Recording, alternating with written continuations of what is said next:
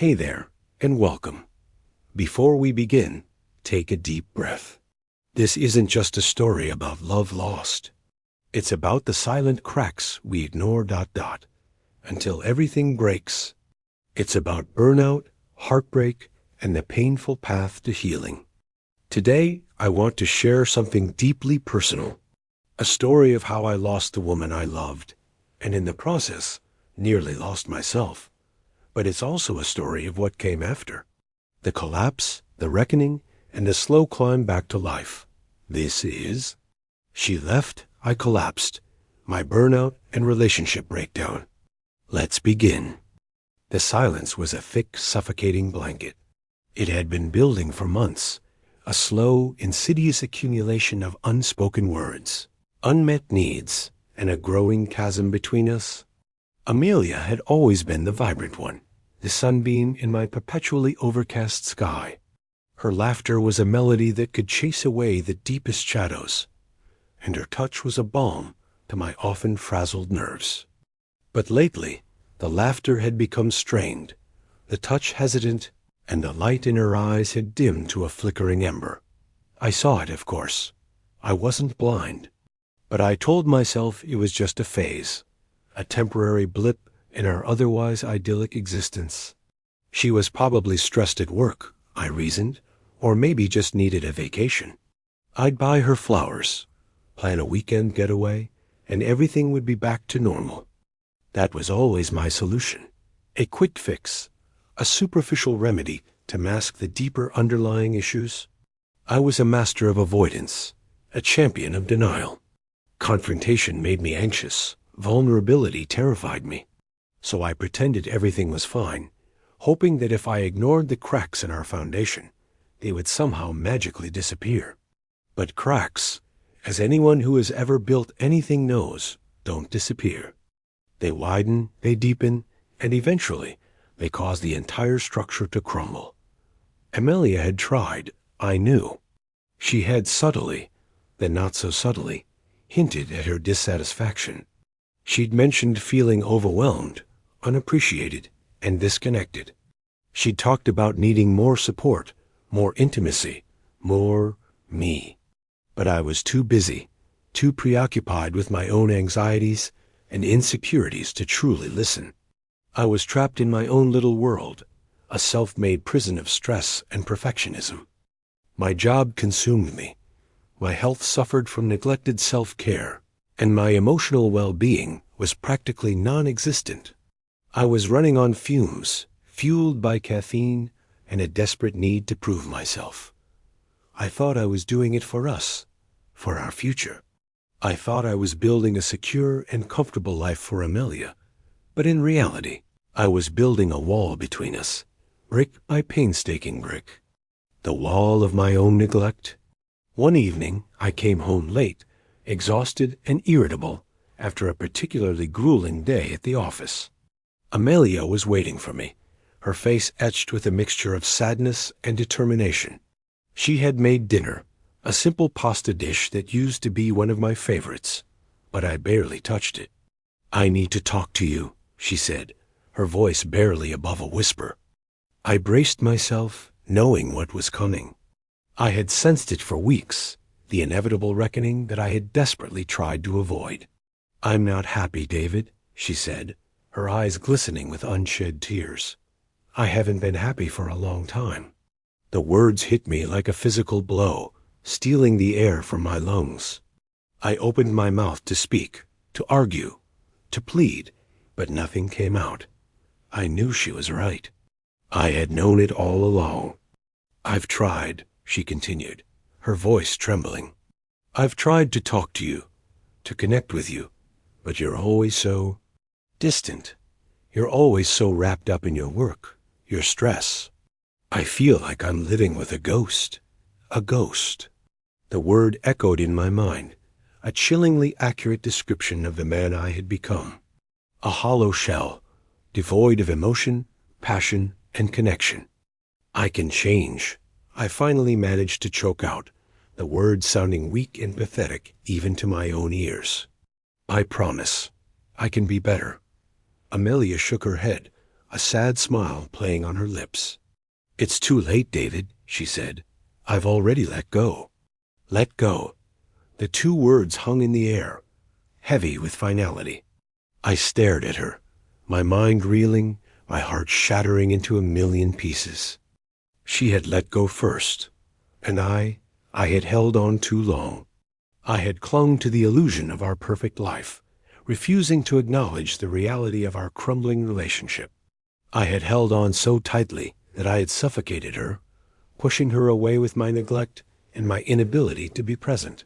What are you saying?"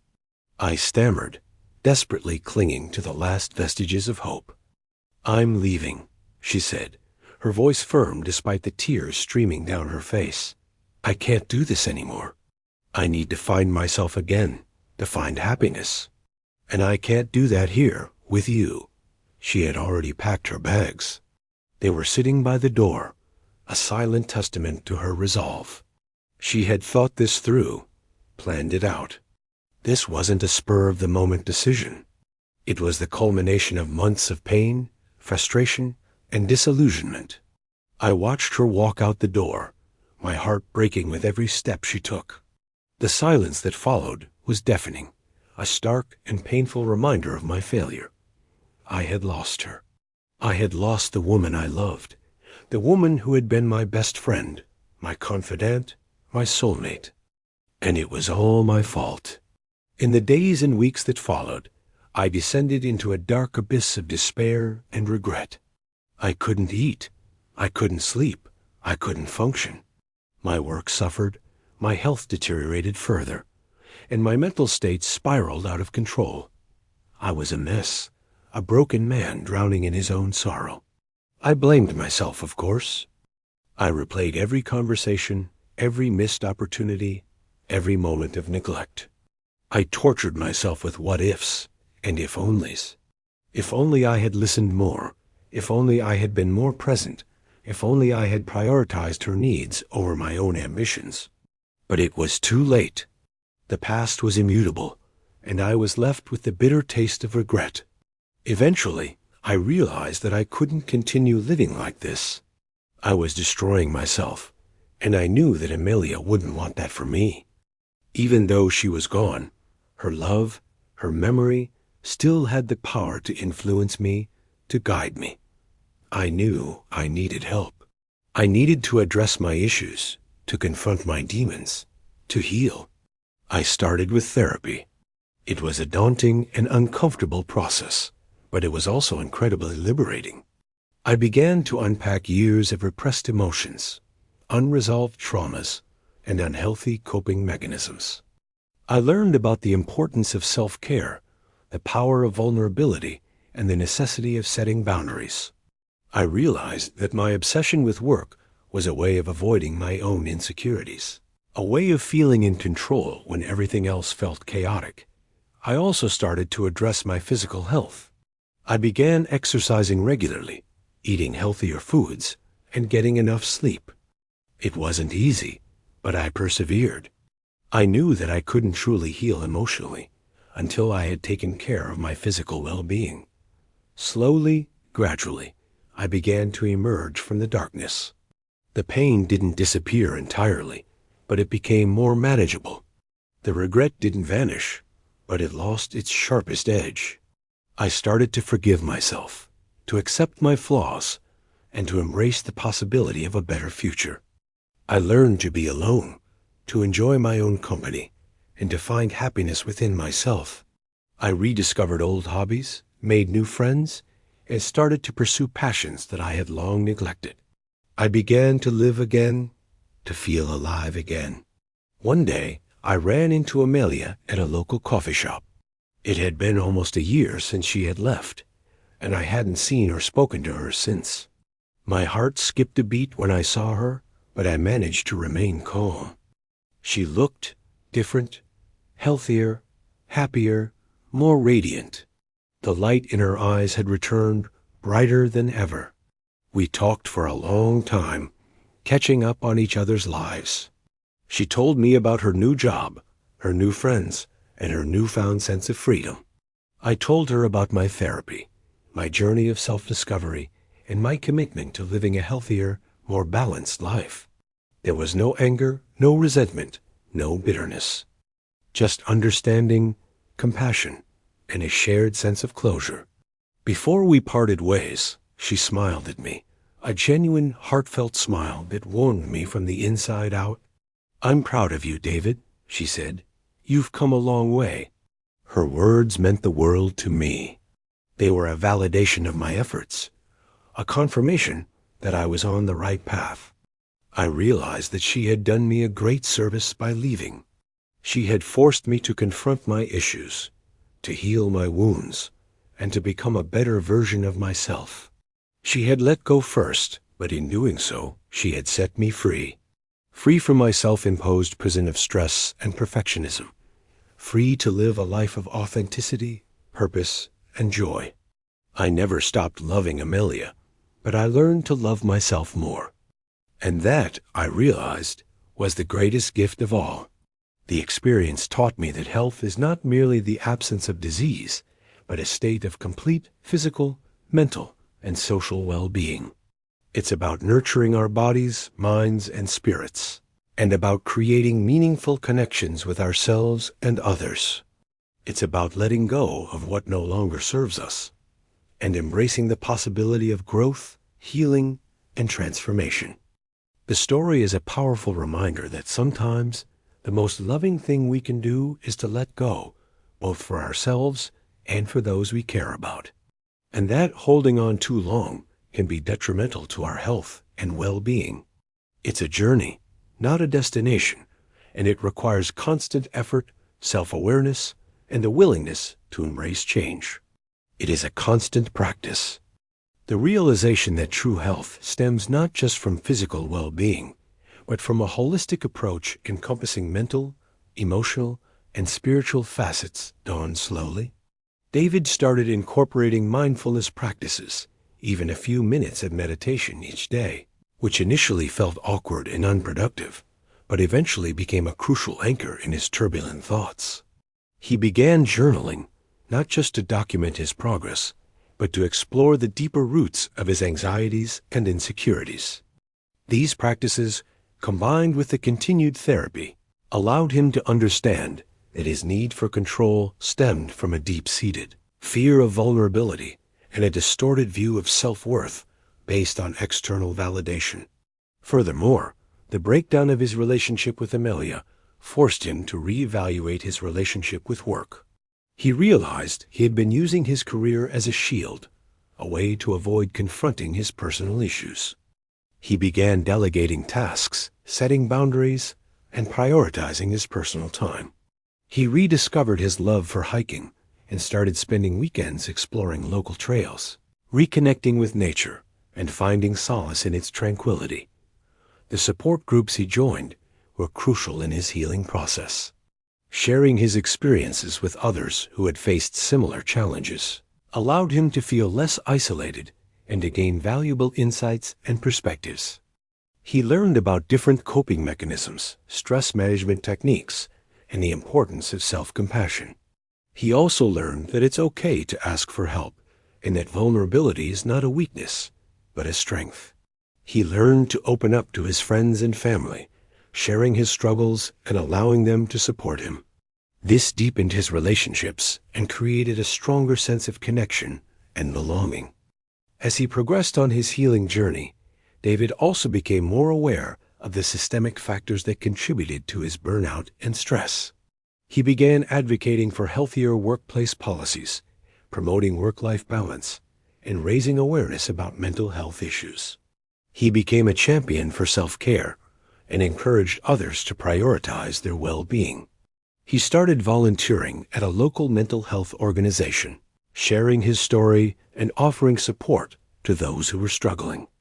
This gave him a sense of purpose and meaning, and it helped him to connect with others who shared his passion for mental health advocacy. Eventually, David felt ready to explore the possibility of a new romantic relationship. He approached it with caution, mindful of the lessons he had learned from his past experience. He was no longer looking for someone to complete him or to fix his problems.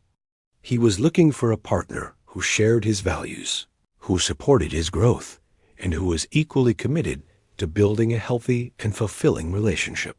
He met someone who was kind, compassionate, and understanding, and who appreciated him for who he was.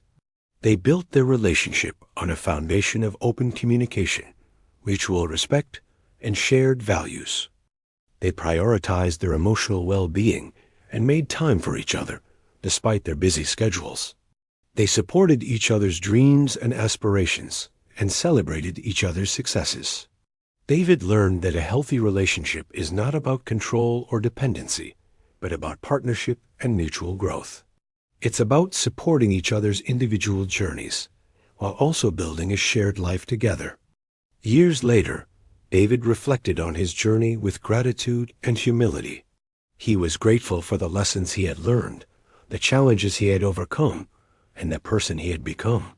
He was humbled by the realization that life is a constant process of growth and transformation, and that setbacks and failures are inevitable. But he also knew that he had the strength and resilience to overcome any obstacle and to create a life of purpose, meaning, and joy. He was living proof that healing is possible, and that even after the darkest of times, the sun will eventually rise again. His story became an inspiration to others, a testament to the power of self-care, vulnerability, and the importance of letting go of what no longer serves us. He continued to advocate for mental health awareness, sharing his story and encouraging others to seek help when they need it. He was living a life of purpose and passion, dedicated to making a positive impact on the world. And he knew that Amelia, wherever she was, would be proud of him. Thank you for listening. If this story resonated with you, I hope it reminded you that it's never too late to heal, not too late to face what hurts, to forgive yourself, and to start again. Sometimes the strongest thing we can do is let go. Let go of the guilt. Let go of the version of ourselves that no longer serves us, and choose to rebuild one small step at a time. If you're going through your own version of this journey, know this: you are not alone. Reach out, talk to someone, start therapy, take that first walk, write that first page, breathe, and most importantly, be kind to yourself. If this story moved you, please consider liking, sharing, or subscribing. You never know who might need to hear it today. Take care. And until next time, keep choosing healing.